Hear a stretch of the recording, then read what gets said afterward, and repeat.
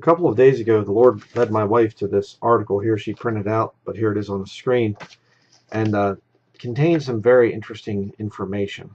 I did a sermon a year ago. It's called The Fifth Kingdom of Satan. And I talk about the fifth kingdom mentioned in the book of Daniel, where you have the miry clay combining with the iron. They're mixed together. And it's part weak, part strong. The whole thing, if you know the prophecy there. And a lot of people have tried to surmise what this is, and the Bible makes it pretty clear. The iron is Rome, and the miry clay, the only other reference to miry clay in the Bible, King James Bible, is Israel. So it's Israel joining with Rome. And these two have been working together now for the last 2,000 years approximately. There's some debate about when it got started, but that's another study. But the whole point is, I did this study on this, and then also the coming Kabbalistic kingdom, getting into the teaching of the Kabbalah and how it lines up with this whole satanic world government thing, and the mother pillar, the father pillar, they join together, the whole thing, the hexagram, male and female joining together, the mystery Babylon, the whore of Revelation, the female mixing with the Jezebel with Ahab coming together. Really detailed study, and then get into the sixth kingdom of the Lord Jesus Christ that comes after that. But some very interesting buzzwords in this article here from the Times of Israel. This was March 17th of this year. So we're going to go through this. I'm going to read this article and then another one. But I want you to remember a scripture. Okay, some scriptures here to think about as we're going through this and seeing the connections that Israel is making with the Vatican, with Rome. Okay. Jeremiah chapter 17 verse 5 says, "Thus saith the Lord, Cursed be the man that trusteth in man, and maketh flesh his arm, and whose heart departeth from the Lord." Very good explanation of military intelligence in Israel and their military over there. "For he shall be like the heath in the desert, and shall not see when good cometh, but shall inhabit the parched places in the wilderness, and a salt land, and not inhabited. Blessed is the man that trusteth in the Lord, and whose hope the Lord is."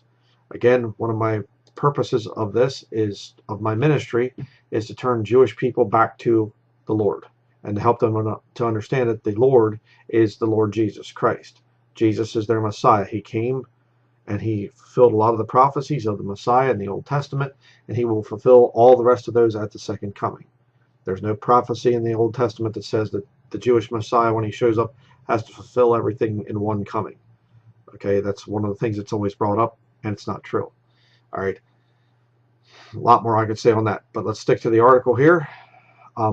Backed by CIA, defense startup emerges with tech platform for modern battlefield. And you're going to see this all through this article. We were attacked on October 7th, Israel at War, day 569. October 7th, right there they're talking about it, 2023. And since then, we have to do some things. We have to be unconventional in our warfare. They're not turning to God. They're making flesh their arm. You see the Jews yoking up with the CIA, backed by CIA. All right. Central Intelligence Agency, or Catholics in Action, as I'll be showing you from their own writings. Okay, or from Catholics' own writings, I'll say it that way. In response to October 7th, Kila raises $39 million to develop a platform for the integration of commercial technologies such as AI models or sensors into military systems. No honor in modern warfare, if you ask me. Israeli security forces at the scene where a drone launched from Iraq hit an open area near the border with Syria on September 25, 2024. Israeli defense tech startup Kila Technologies, founded in the wake of the October 7, 2023 onslaught, founded in the wake of it. How convenient. Is coming out of stealth to equip Western militaries with a software platform designed to facilitate the adoption and integration of commercial technologies into existing military systems that are needed for the modern warfare battlefield. All right, integration of commercial technologies. Commercial technologies. Think about what they're saying there. Okay, there's money in it. Okay, just break it down into simple language here. War is all about when they integrate commercial technologies. They're saying, how can we mass produce this so we can send it to the battlefield to just be destroyed in large numbers so that we can continue to mass produce it so we can continue to make lots of money. That's what war is. The Tel Aviv-based startup's name means sling in Hebrew, inspired by David's sling in the famous biblical David and Goliath story, where a cheap weapon is used by someone small to defeat someone large. Yeah. It's just kind of a story. I think a lot of these people. I don't know if I can pause that. Yeah, there. Just pause it.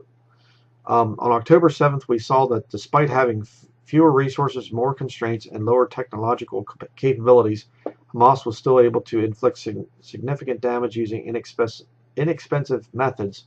Kila co-founder Hamatul Merador told the Times of Israel, "The face of war has changed and we must adapt with it."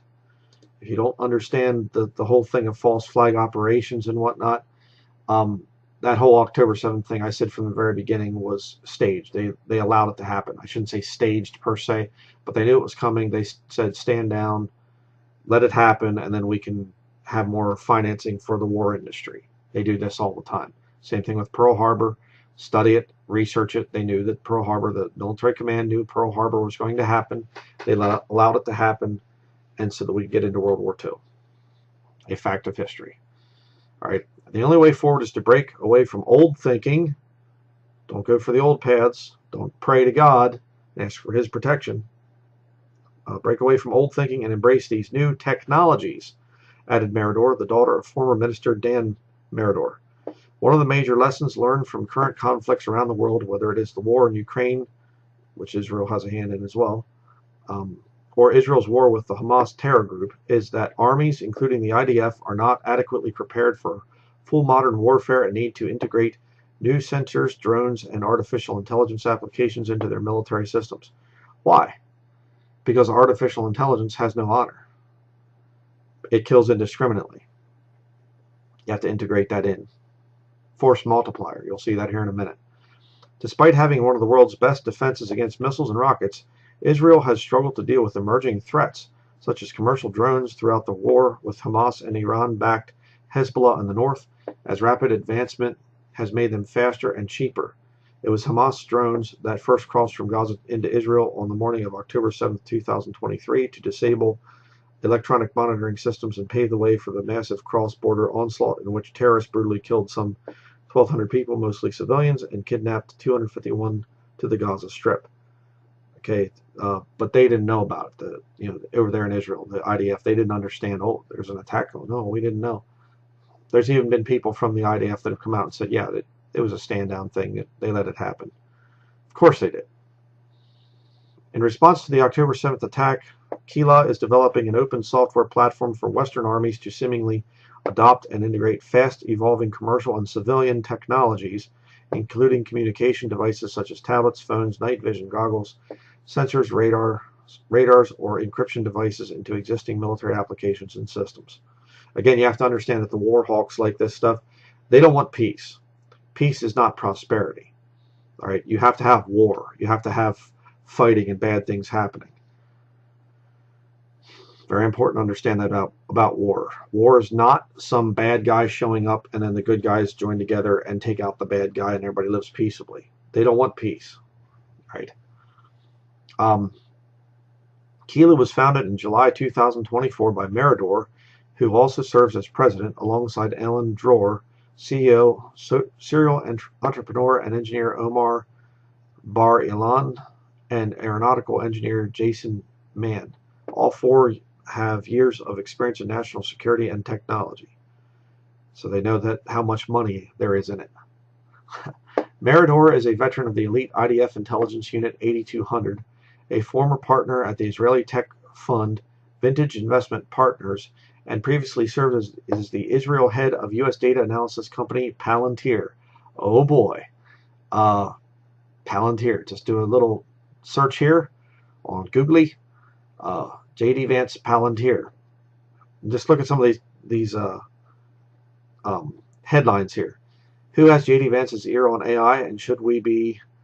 come on here. I won't go into that. J.D. Vance is almost certainly familiar with Palantir's Kafkaesque Pentagon saga, blah blah. J.D. Vance's mentor co-founded a company that helps Israel. Peter Thiel, a co-founder of Palantir, has spent millions funding Vance, Donald Trump's vice presidential running mate. 5 things to know about J.D. Vance's ties to tech billionaires. Analytics firm Palantir. Again, Palantir there, their channel or their page on X, on Twitter there. Trump and Vice President J.D. Vance talking about the whole thing. Palantir is proud to continue, supporting them, whatever. Billionaire who fueled J.D. Vance's rapid rise to power. Thiel hired Vance at his global investment firm in 2017 and then nurtured Vance's political rise, donating $15 million to his 2022 Ohio Senate thing there. How J.D. Vance, Trump, and Palantir are all connected. Peter Thiel's ties with J.D. Vance may influence Palantir Company. You can just see there's all these articles on Palantir being connected to J.D. Vance. Dror graduated from the Israeli Army's prestigious Talpiot training program and then served in Israel's defense establishment for over a decade, first as a tank commander and then as Mafat Israel's Directorate of Defense R&D, where he won the Israel Defense Prize. Mann has 10 years of experience in weapons development for the Israeli Air Force, and Bar Ilan is the former head of algorithm development at Rafael Advanced Defense Systems. The algorithms that we all struggle with, trying to get truth out. Though there's nothing behind them. There's no political, ideologies that are. It's all just completely neutral, and AI is not, programmed by people to do certain things. It just says we'll just stand for truth or something. Yeah. The October 7th events underscored the need for fresh thinking and experienced solutions on the battlefield, said Dror, drawing from his combat experience in reserve duty. As combat challenges become increasingly complex, Western militaries require fast, flexible, and innovative responses, not ones dependent on rigid systems or exclusive suppliers. So, if we have to get some things from BRICS, we'll do that. Just kind of exclusive. We can't go with exclusive suppliers. We might have to outsource some things and just kind of, fund the enemies and then pretend that we're against the enemies, but in reality we're using the enemies. And, we'll have Israeli Special Intelligence Services, I think it's called, ISIS, and we'll send them into different areas and say, oh no, look, ISIS has attacked. We better send troops over, and wars are racket. Okay, I think it was General Smedley Butler that said that. Not my words, not a preacher like me, no, a military general. You better learn the truth of history. The Tel Aviv-based startup has won the backing of 2 U.S. large venture capital funds. Now, here we go. Look into this. Sequoia Capital and Lux Capital, as well as IQT, the U.S. Central Intelligence Agency's investment arm, following 2 consecutive funding rounds. And my wife was saying about that. She said the 2 consecutive things. You have the Economic Hitman book, and he talked about that there are basically 3 levels of that they do this whole thing with. And, you can search that whole thing out and study it yourself. I'm not going to get into a big thing on this, but this is the second level thing here. It's kind of first you present it, and then you get your funding, and then if you do really good at it, and if you can get things done in a timely manner, then you get the full support with the intelligence world. So, but look at that. As well as IQT, the U.S. Central Intelligence Agency's investment arm. I thought that the CIA was kind of just, paid for by taxpayers. It's a government thing. They're there to keep us safe and whatever. What are they doing investing in foreign countries? In the military-industrial complex. Why is the CIA investing in that? I can't imagine. Masked gunmen from the Izzedine al-Qassam brigades, a military wing of Hamas, stand near a drone on the back of a truck while marching along the streets of Nuseirat refugee camp, Central Gaza Strip, May 20th, 2021. Arabic on the headband reads, "No God but Allah, and Muhammad is his messenger, Al-Qassam brigades." There you go. Kayla raised $11 million from a seed funding round led by Sequoia and $28 million from a Series A round led by Lux Capital, which was joined by IQT, the CIA thing there, another angel investors. She read that to me when she was reading through this article here. She read that and I said, whoa, hold on a second, go back. I said, did you just say an angel investor? And she said, angel investors. Yeah, it's right there. And I said, and it just took me a while to kind of process that. Joined by IQT and other angel investors. IQT being the CIA's investment division. And angel investors, kind of like the Jesuits were originally, trying to call themselves the Society of Jesus. Talk about a sick inside joke. Angel investors that the CIA, is, it says other angel investors. That would mean that the IQT there, the CIA investment firm, is part of the angel investors. What? It's crazy. To date, the startup has raised a total of $39 million in capital and employs 25 people at its Tel Aviv headquarters. The early support from leading U.S. venture firms Sequoia and Lux is not just a vote of confidence, it is proof of the significance of our mission, said Mirador. Yeah, to make more money. Our partners' expertise, reputation, and networks will serve as critical force multipliers in our journey. Force multipliers. Look at that word right there. That's another key word that you need to learn about. Force multiplier. We need to have lots of new ways that we can fight. If they bring missiles against us, we need to have the Iron Dome system. If they bring drones, we need to be able to have some kind of electric thing, directed energy weapon or something to knock the drones out of the skies. If they shoot at us with bullets, we'll have bulletproof vests. If they shoot at us with force multipliers, okay, it makes your military force much better. Well, hey, Israel, hey, Jews, here's a force multiplier. Blessed is the man that trusteth in the Lord and whose hope the Lord is. There's the ultimate force multiplier for you there, Jews. But up here, cursed be the man that trusteth in man and maketh flesh his arm and whose heart departeth from the Lord. Israel right now is under God's curse. That's why they're heading for the time of Jacob's trouble. You see. From proving the platform in Israel to scaling across Western defense markets. Oh, it's not about money, Brother Brian. It's not about money. They're trying to defend themselves. So, you get people in the comments, oh, Denlinger, you're such an idiot, whatever else. It's not about money. We have to defend ourselves. What are we supposed to do? Then why would you talk about markets? Defense markets, Western defense markets. With your angel investors. Fallen angels, perhaps. After testing and trialing the software system in Israel, Kila plans to use the raised funds.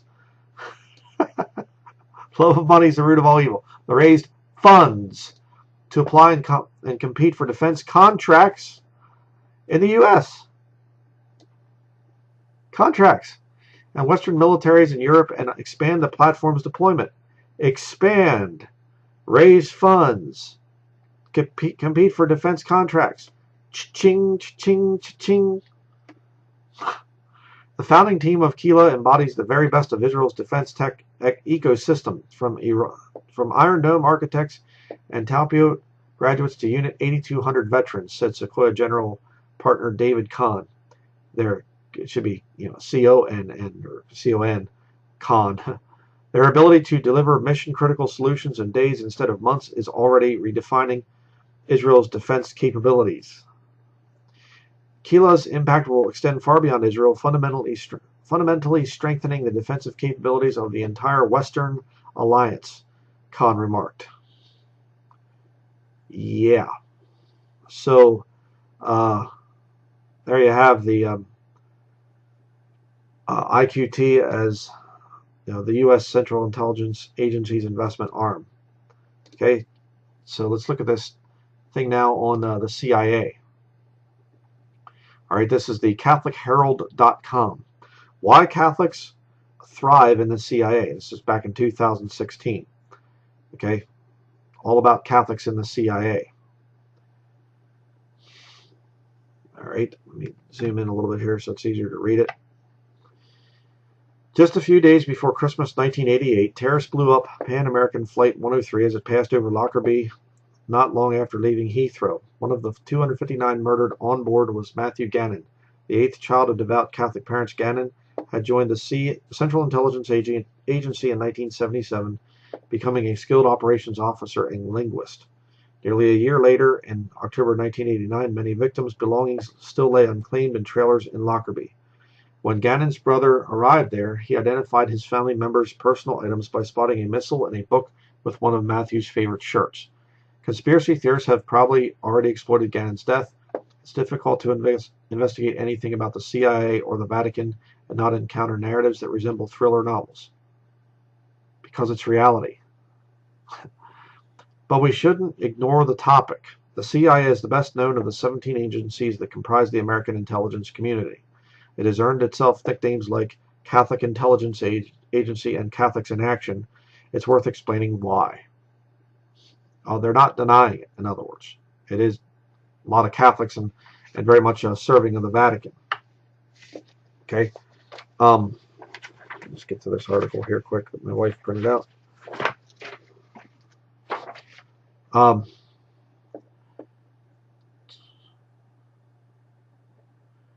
No official statistics exist on Catholics in the CIA or any other American intelligence agency, but one interesting clue is the relatively high number of Catholics who have served as director of the agency. The United States is a country in which, with the recent exception of the Supreme Court, Catholics have never dominated the highest offices. Oh, you mean the Supreme Court, recent exception of the Supreme Court, which is now pretty much wholly controlled by Roman Catholics, many of whom are Jesuit educated?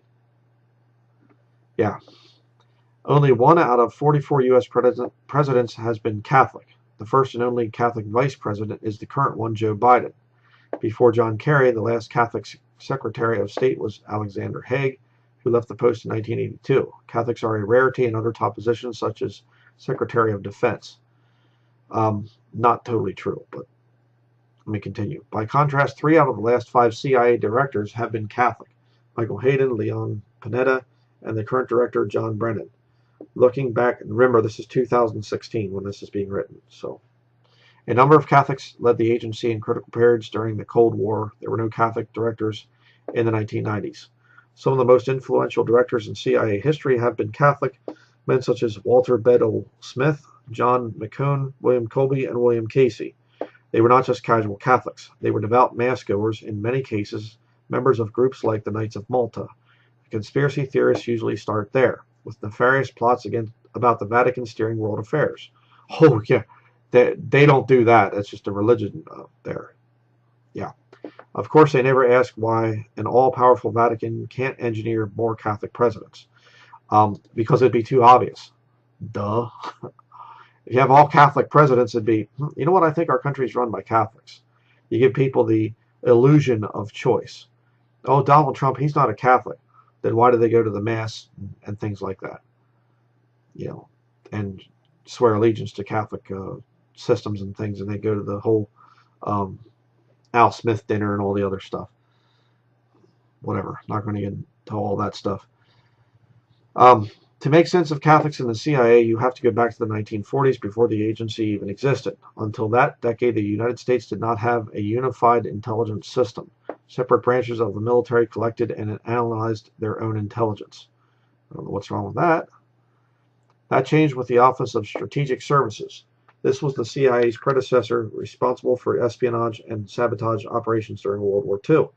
The OSS was founded and led by General William J. Donovan, who history knows as Wild Bill. Donovan was born into a poor Irish Catholic family in upstate New York. He experimented with the other denominations while a student at Columbia University, though he remained devoted to Catholicism, even after marrying into a rich Protestant family. After heroic combat in World War I, he made a fortune as a Wall Street lawyer. A fortune as a Wall Street lawyer. Nothing to it there. Again, you see the thing of the miry clay, Wall Street, there. A lot of the New York Jews are into that, the investment world, and the Roman armies. See it? See how they merge together? Just like the Bible said. Wild Bill did not exclusively recruit Catholics. He sought anyone with ability. But you don't go anywhere if you're not a part of the Fifth Kingdom system, Jew or Catholic. You aren't going to go very far in the CIA. The OSS attracted, or OSS at the time, OSS attracted many kinds of people, including WASPs, white Anglo-Saxon Protestants, who sought a more adventurous role in the war. But many Catholics ended up in the OSS. It's impossible to know for certain why this happened. Was it simply that Wild Bill recruited from his own social circle, which probably included more Catholics than if he had been a Presbyterian? One telling fact is that the OSS used its foreign nationalities branch based in New York to recruit from American ethnic groups. At this time in American history, Catholics were well represented among immigrants: Italians, Irish, Poles, Bavarian Germans, and many Slavs.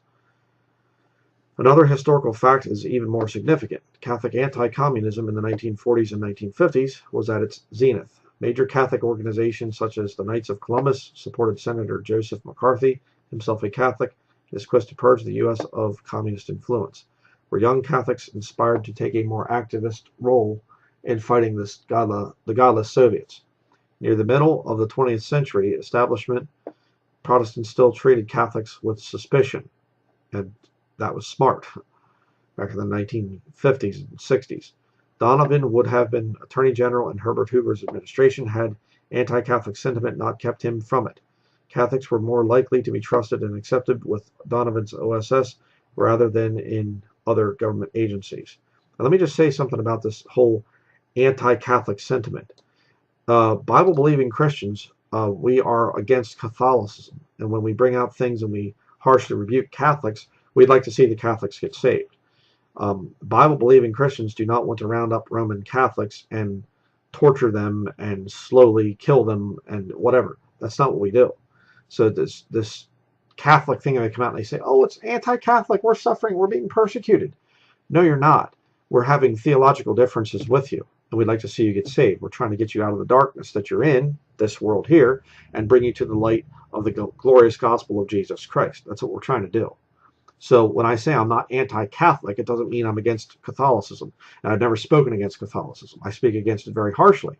But what I'm saying is when I say I'm not, when I say I'm not anti-Catholic, that means I want to see Catholics get saved. And I don't mean convert to the official church of Brian Denlinger or something. No, I want to see you have a personal relationship with Jesus Christ outside of church denominations. Okay, just want to make that very clear.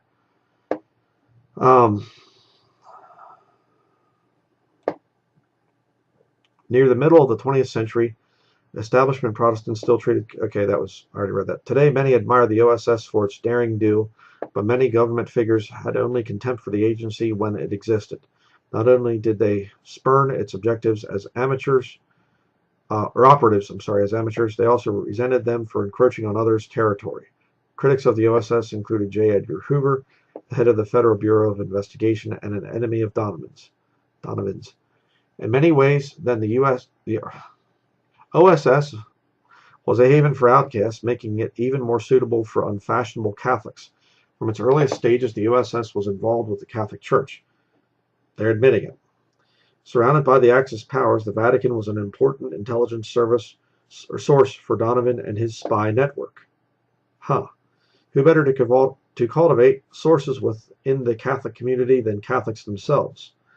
Donovan already had extensive contacts within the church. He was friendly with Cardinal Francis Spellman of New York, a dedicated anti-communist. Cardinal Spellman acted as Donovan's liaison to other Catholics, including apostolic delegate in Washington who promised intelligence reports from Catholic diplomats in Europe and Japan.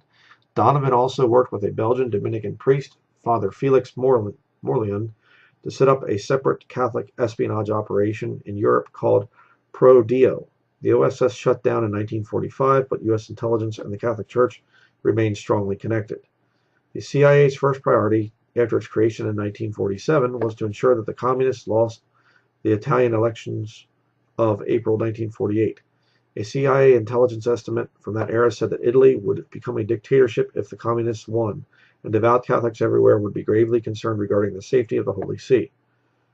The CIA spent millions, much of it acquired through shady means. Shady means? Yeah. Since the agency did not have its own budget to influence the elections. The money sifted through fronts to prominent Italians and organizations such as Catholic Action. The plan worked. Italy's Christian Democrats won, keeping the communists out of the new government. And again, what are you seeing here? You're seeing the friction, the part weak, part strong, the internal fighting between the communistic Jews and the fascist Catholics. And they fight each other all the time. Miry clay and the iron of Rome. The early cooperation with the Church is likely to have established the Catholic officers' dominance in the CIA's covert operations wing. And since those CIA directors with intelligence experience have tended to come from the covert action side of the business, this could explain Catholic's frequent appearance in the top spot. For the next several decades, the CIA continued to develop its relationship with the Church. And again, where's this stuff at in the New Testament? You know, go out and preach the gospel to every creature. And while you're at it, make sure you're spying. Make sure that you're kind of getting an idea of what's going on so that you can later report back to the, Pope Peter the First. This isn't there.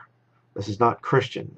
The Catholic Church is a political organization. That's all that it is. An important figure in this respect was James Jesus Angleton, the CIA's legendary counterintelligence expert. Angleton, whose middle name came from his Mexican Catholic mother, had served in Rome for the OSS and remained there as a station chief for the CIA.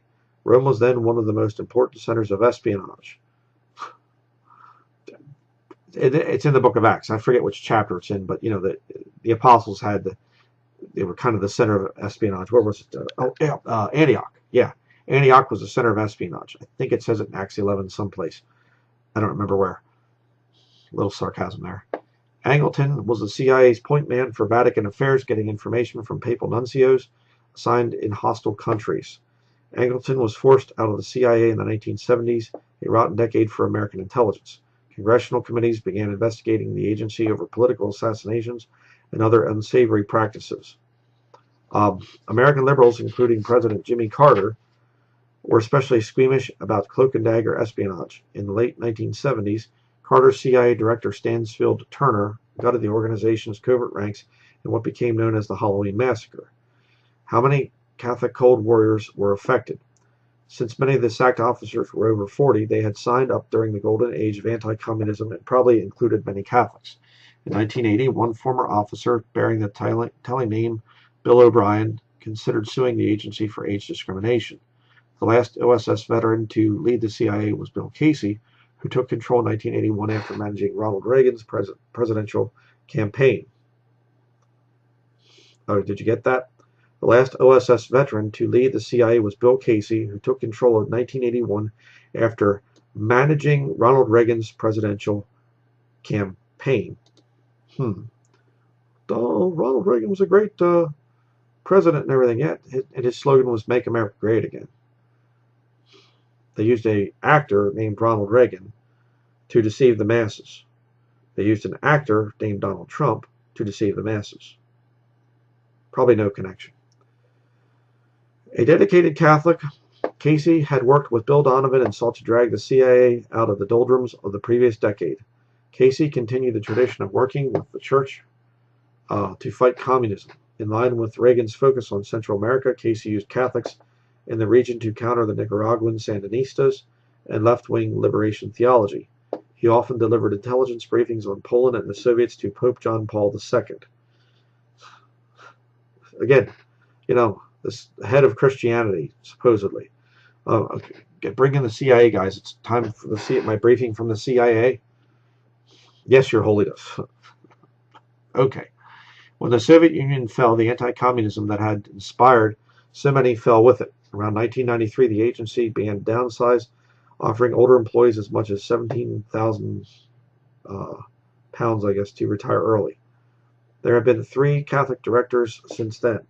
Of those, only the current chief, John Brennan, has worked for the agency before leading it. In 2015, he announced that he wanted to change the CIA structure to prepare it for new threats, especially cyber warfare. Remember the other article? Emerging threats and things? They use the same language. One can only guess how many Catholics are in the CIA now. The agency keeps changing, but for all we know, it's still Catholics in action. All right? Yeah, it is. If you want to understand what the Bible teaches about this whole thing, you can watch my 3 different studies here: the 5th Kingdom of Satan, the coming Kabbalistic kingdom, and then the sixth kingdom of the Lord Jesus Christ. Very important studies there. But Israel has no business, if they're truly, the Israel of God and whatever else. I mean, I realize God brings the Jews back in unbelief. I understand that. I teach that.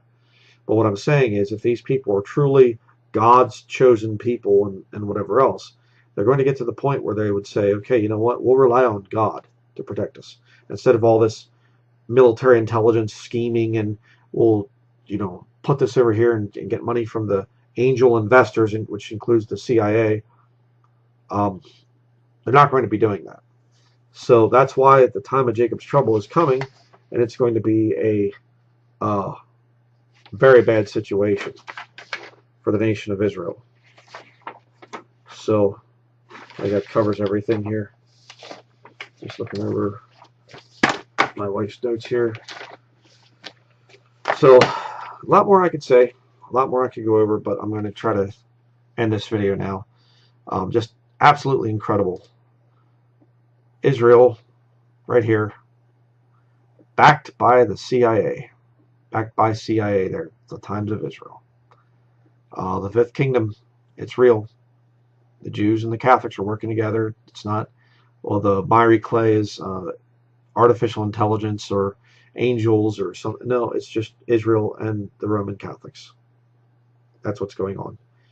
So the Bible prophesied that these things would happen, and they're happening right before your eyes.